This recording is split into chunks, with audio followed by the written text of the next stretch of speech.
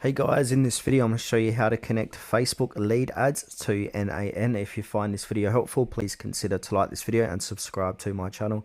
In saying that, let's just jump straight into the video. Alright, so go ahead and open up N8N and sign into your account. From here, make sure you're on the overview tab, then go ahead and click on create workflow.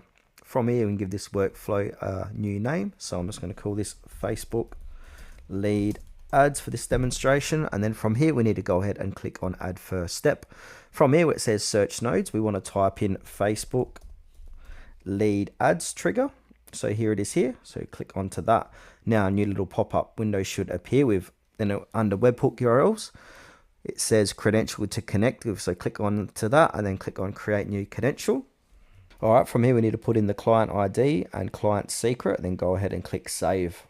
And then go back here and click on event, click on new lead, click on new lead. Also we can choose page from list or by ID, and also choose from the drop down menu, and your form we can do it from list or by ID as well. Then from here go ahead and click on execute step